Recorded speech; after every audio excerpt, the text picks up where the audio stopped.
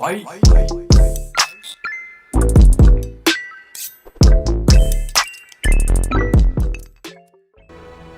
Castlevania Order of Ecclesia was the last Castlevania on the DS, and really was the last real Castlevania released. After the release of this game, all we got was a mediocre fighting game, a subpar reboot, and an average multiplayer game. We did get an awesome Netflix series though, but since this game was released 13 years ago, we haven't had a proper mainline Castlevania game, and chances of getting a new IGA Castlevania game is very slim, which sucks, but at least the series went out on a high note. With Castlevania Order of Ecclesia being one of my favorite and best of the DS trilogy. Castlevania Order of Ecclesia takes place hundreds of years after Symphony of the Night, when the Belmont clan has disappeared, and it's also set before Bloodlines and Portrait of Ruin. With the Belmont clan not around, the Order of Ecclesia was created to find ways to defeat Dracula. The protagonist of this game, Shanoa, was chosen to wield the power of Dominus, which is connected to the Dark Lord's power. In the form of glyphs, which Shanoa can absorb, the ritual was interrupted by Albus because he was mad at Barlow for not keeping his promise for him to inherit the power of Dominus. Because Barlow thinks Albus isn't fit to absorb the power, so Albus steals the Dominus for himself, and the aftermath leaves Shanoa with amnesia. After that, Barlow tells Shanoa that she must go after Albus and get the power of Dominus back. So, as you make your way through various areas to find Albus, you will find villagers that Albus trapped. You will need to save these villagers, and they are the descendants of the Belmont clan that you will learn later throughout the game. Once you catch up with Albus, he will give you a glyph to absorb, and tell you where the power actually came from, which was from Dracula himself. He will also give you other info about the Order's true intention. When you meet Albus again, he will absorb the glyph and tell you the reason he gave you the other one is so he can see how it was absorbed so he can do it himself. When you eventually meet Albus again, he will be consumed with Dracula's power because he can't handle the power. He tries to get control and tells Shanoa to run away, but it's too little too late. Then you will have a pretty cool battle with him. Also, this is the boss battle where you could get the bad ending or continue to get the good ending. To get the good ending, you must have saved all the villagers. Anyway, after the fight, Shanoa will get the last piece of Dominus, and also learn why Albus wanted the power of Dominus for himself. It was to protect her because the power could consume her and kill her. You also learn that the reason Albus captured the villagers was because since they were descendants of the Belmont clan, he thought it could help him use the power of Dominus. But sadly, that plan didn't work. Before Albus passes, he asks Shanoa to promise him to never use the power of Dominus. So after that, Shanoa goes to confront Barlow and learns his true intentions. There's another boss battle with Barlow, and after that happens, you learn that Barlow, shocker, wanted to resurrect Dracula, which he succeeds in. So now with Dracula's castle emerging, Shanoa decides to put this horrid night to an end and vanquish Dracula. So once you make your way through Dracula's massive castle, you will come face to face with the Dark Lord himself. After an epic battle with Dracula, Shanoa will become overwhelmed and break her promise to Albus and use Dominus, which seemingly kills her and Dracula. But because Albus is still inside Dominus, he saves Shanoa and restores her memories. After that, we get a heartfelt goodbye with Shanoa crying but smiling for him before his passing. And a bittersweet ending, and in my opinion, I think this is my favorite ending in the Castlevania DS trilogy. Seeing Shanoa's beautiful smile and the background music was very sweet. The story was good, and Shanoa is probably my favorite main character in the Castlevania series, just behind Alucard.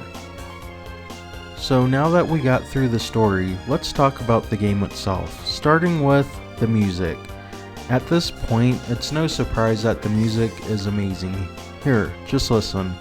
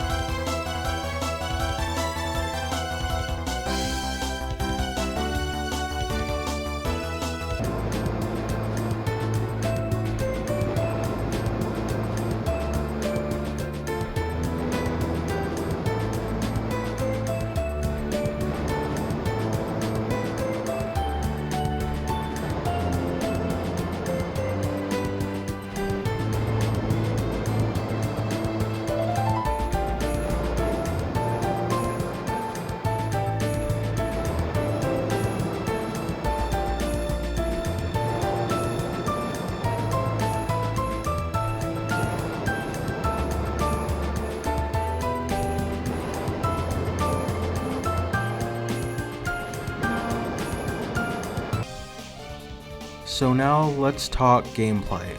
Unlike the other protagonists in the Metroidvania games, Shanoa doesn't actually equip weapons, but instead she uses glyphs. Now, there are a lot of glyphs that act like weapons, but there's also glyphs that use magic attacks and support glyphs that can boost stats, make Shanoa run faster, and turn into monsters. Really, Shanoa is very similar to Soma, and you can mix and match the glyphs however you want, and even do special attacks with them. Shanoa can still equip armor and accessories that you can buy or find. I really like the glyph system, and I like how if you explore you can find hidden glyphs as well. And like all Metroidvanias, the game rewards your curiosity. Like Portrait of Ruin, there are also side quests that you can get from the villagers that give rewards. And like Portrait of Ruin, it's just padding that the quests involve like getting items, killing monsters, and other random things like taking pictures of monsters or even playing hide and go seek with a boy. This game is also one of the harder Metroidvanias. They really ramped up the difficulty, and simply leveling up won't do you good against bosses if you don't know their patterns. And speaking of the bosses, they are great as usual. They can be big, challenging, and imposing. I think the bosses in the game are the hardest of the Metroidvania Castlevanias, especially the early bosses. Like the ones on Prison Island were a lot harder than I thought they would be.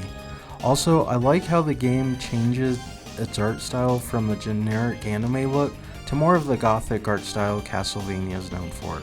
I absolutely love Shona's design. She's beautiful and would definitely simp for her. Now moving on to the level design and the castle design. So this one is a bit different. Half of the game is level based, kind of like old school Castlevania, and the other half is Metroidvania. It's kind of a good thing and a bad thing. What's good is there is a lot of variety in environments, and the areas actually make sense compared to Portrait of Ruin, where you explore like a circus and desert. In the game you have water areas, forests, mountains, and mansions. Now there's two bad things. Some of the levels are very linear, literally just a straight line, and very short. And the other bad thing is that the castle sorta suffers, since half of the game isn't in the castle. Now, I'm not saying that's a bad thing per se, I just wish it was, 2 times bigger. Now, I will say it's much bigger and varied than Portrait of Ruins. Like, it actually has areas that are different, like a library, a kitchen, a barracks, a weaponry, and unlike Portrait of Ruin, a final area to traverse before you face off with Dracula. And honestly, the castle is still big and lengthy. It's just not nearly as big as Dawn of Sorrows or Symphony of the Night. Like, the castle still has secrets and hidden rooms to discover, including a back door that takes you to 2 secret areas, which gives you great rewards when you complete them. It's just, had the castle been much bigger, this would have been the best Castlevania. I think this would have dethroned Castlevania Symphony of the Night, but it's still my favorite Castlevania on the DS. Another thing I think is so cool is that this game is pretty much Simon's Quest done right. Just like Simon's Quest, you have a village, forest, mountain area, and mansion. Hell, collecting the pieces of Dominus is just like collecting Dracula's remains, and Shinoa even quotes the game before storming the castle. I don't know if that was intentional or not, but it's pretty neat and makes me wonder how IGA would view Simon's Quest if he remade it. Well, that wraps up one of my favorite Castlevania games, and pretty much the last true Castlevania game. After beating all 3 of the DS games, just makes me wish Konami would come to their senses and hire IGA back to make some more Castlevania games. He even said he would come back to do the 1999 game if Konami asked him to. But it is what it is, and that will do it for this video. If you want me to cover other Castlevania games, just let me know in the comments, and thanks for watching.